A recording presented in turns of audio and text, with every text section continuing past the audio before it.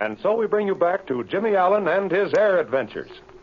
Speed Robertson, greatly incensed at Mason and suspicious of his motive, has seen to it that he himself will sit as Jimmie's flying teacher from now on. Mr. Russell of the FBI has asked Jimmie some rather significant questions about Speed Robertson and his connections with the Army Experimental Factory. Jimmie is puzzled and not a little worried. At the moment, however, nothing matters but his flying. He and Speed have just taken off, and Jimmie is getting his first lesson in flying from his new instructor. So let's listen to what Speed has to say. That last turn you made was better, Jimmie. Much better. Thanks, Speed. My flying seems to be easier for me with you in the ship. Now remember this. Always handle the controls smoothly and gently. Never jerk or be rough on a stick. I try not to, Speed. The best pilots are always the smooth ones, Jimmie. Good flying, well, maybe I should say good air technique, is a succession of easy, graceful curves. Do you know what I mean by air technique, kid? Well, that's a four-bit word, Speed, but, well, I think I know what you mean. You mean the general handling of the controls and maneuvering of the plane. Sure. And constant practice will smooth out your air work. Now, here's another point. There are two kinds of pilots. You mean good pilots and bad pilots? No, that isn't the answer. I mean this, Jimmie. There are natural pilots and there are mechanical pilots. The natural pilot flies by instinct. He has a natural feeling of the plane. The mechanical pilot, well, he has to think before he does any particular maneuver.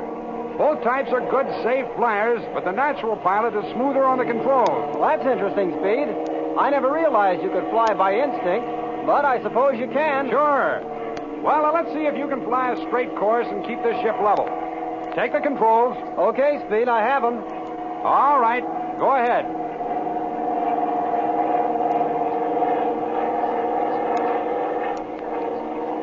How was that? Okay, my boy.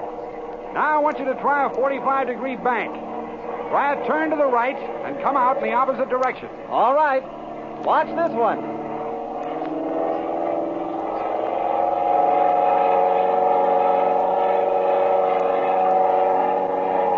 That's right. Keep your nose on the horizon. Watch it. You have a little too much rudder on, son. We're skidding. There, that's better. All right, roll her out now. How was it, Speed? You skidded some on that turn. You used a little too much rudder. Now make a turn to the left. Well, I'll try to do a lot better on this one.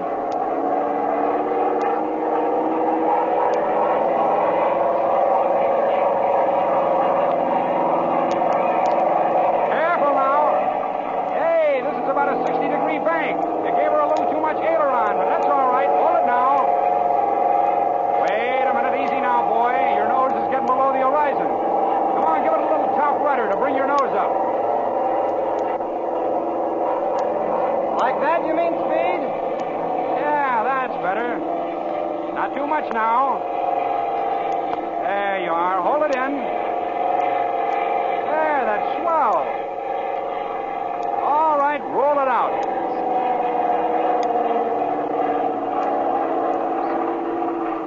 Gee, I can see you have to move all three controls together, Speed, or your turn won't be right at all. That's it, exactly. If you don't coordinate the controls, you're skidding and slipping all over the sky. Now, Jimmie, we're going to try some stalls. Oh, gee, Speed, that's great. I've been reading about stalls in my ground school course. Yeah? Well, this isn't the kind of stall when you want the other guy to pay the dinner check. That's another department. I got you, Speed. All right. I'm all set. Now, Jimmie, an airplane will fly only so long as it maintains flying speed. The flying speed of planes will vary with a particular type, but every ship has what is known as a stalling speed. When you get below that, we say the ship is stalled, and it's very important that every pilot know the stalling point of his airplane. That is, the speed at which the plane ceases to fly. I can see that all right. Now, watch this. We'll climb the ship until it reaches the stalling point. Go ahead. I'm pulling back on the stick, Speed.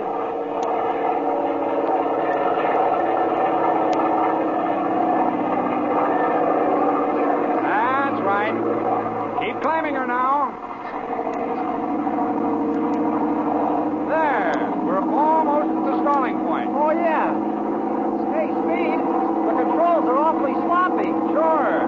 At the stalling point, the controls don't help you much. And in a complete stall, they're of no use at all. All right. Open up the engine and level off of the ship.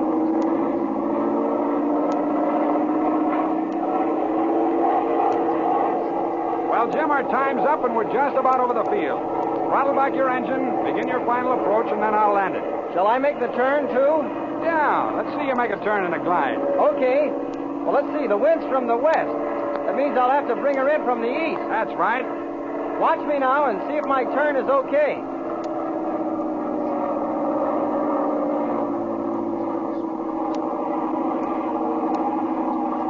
There, that's the proper angle for a straight glide. Now I'll start my turn. Go ahead. But remember this. In turning in a glide, you need more speed. You don't have your engine to help you, so your glide has to become steeper. Now, try it. You see if this is about right.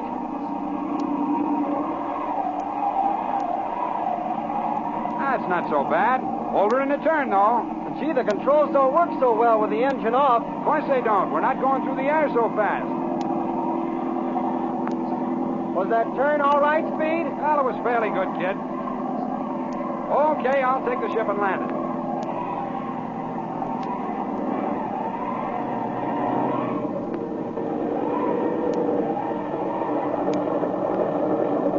Oh, gosh, Speed. When do I learn to make landings like that? Pretty soon. Now taxi her up to the line.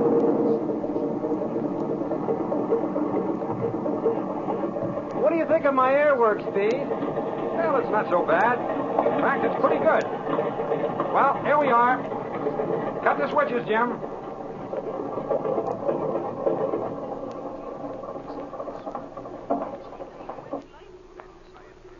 Oh, gee, I sure learned a lot today. And the ship seemed a lot easier to fly. You're doing fine, kid. Say, Jimmy, isn't this our friend Russell, the FBI agent, coming up here? Oh, sure it is. Hello, Mr. Russell. Good morning, boys. Good morning. Looks like you've been doing a little flying. Morning, Russell. Yes, Jimmy's just had me up from a daily dozen. That's fine. How do you like your new instructor, Jimmy? He's the best in the country, Mr. Russell. Well, come on, Jimmy. Let's get out of this ship. Okay. But, boy, I could sit in this cockpit all day long. Well, Robertson, have you done any testing on the new Army ship yet? No, not yet. In fact, I don't believe the ship is ready for testing. Do you spend much time down at the plant, Robertson? Do I spend much time down there? I don't spend any time there. Between my job at Grand National Airways and instructing Jimmy, I have a fairly full day. I thought maybe as long as you're interested in the new Army job, you'd get down there once in a while. Possibly do some work down there in the evenings, you know. I have no occasion to go down there at all, Russell. That is, until the ship is ready for testing. I see. Well, I didn't know. I just happened to be talking to the fellow in charge of the night guards down at the plant, and he, just happened to mention you were down there last evening. Why, yes. Yes, I did go down there last night. I wanted to see Captain Sweeney about a personal matter. You did go down there last night, Speed? Yeah, I dropped down to see Captain Sweeney. Did you find Sweeney?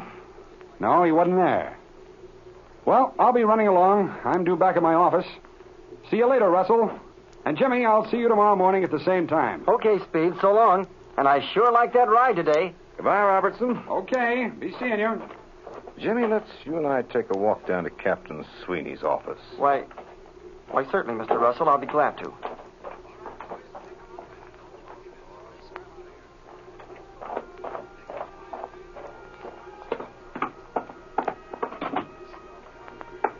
Hello, Jimmy. Glad you dropped down. Shut the door and make yourself comfortable here. Here, take this chair. Have a cigarette, Russell? No, thanks. I'll smoke my own brand. Jimmy, have a cigarette? No, thanks. I don't smoke. Jimmy, Mr. Russell and myself had a talk with you the other day regarding Speed Robertson. Yes, Captain, I remember it. We asked you to say nothing to Robertson about our conversation. Yes, sir, I know you did. Jimmy, are you sure you kept your word? Are you sure you didn't, casually mention bits of our conversation to Speed? Captain Sweeney, I haven't mentioned a word of that conversation to Speed Robertson or anyone else. I did ask Speed a few technical questions about this new jet-propelled Army pursuit ship, but that was all. And that was just out of curiosity, too. You know, after all, I am very much interested in airplanes. Yes, Jimmy, we understand that, but... Look, you put me on my honor, and that stands pat. But has anything happened about Speed, I mean? He just told me that he came down here last night to see you. Oh, he came down to see me, did he? Yes, Captain, I just learned that from Robertson himself. Well, that's all, Jimmy, but remember, not a word of this to anyone. Look, Captain Sweeney, I don't understand all this. I don't know what you're driving at, but I do know this. Speed Robertson is as fine and loyal a man as there is in this whole country. Why, he had a perfect combat record in both wars. And let me tell you... Certainly, Jimmy, certainly. But don't worry about that. And remember, keep as mum as a clam about this whole matter. Very well, Captain, and goodbye. Goodbye, Mr. Russell. Goodbye, Jimmy. What did you find out on Robertson, Russell? He tells me he came down here last night to see you. I wasn't here last night. I'm never here evenings. Ah, have there been some new developments, Sweeney? Mr. Russell, a very grave situation is developing. In fact, it's of such tremendous importance that the Chief of the Army Air Corps has gone to the Secretary of War about the matter. What? Is it that bad? Russell, last evening, the key drawings of the wing constructions of this new jet plane were stolen from this factory. Who was it, we wonder, who last evening slipped into the factory of the Army Experimental Aircraft Plant and stole these vital wing drawings? Has Speed Robertson turned traitor to his country and his army? We can't believe it, but... Well, let's see what happens in the next episode of The Air Adventures of Jimmie Allen.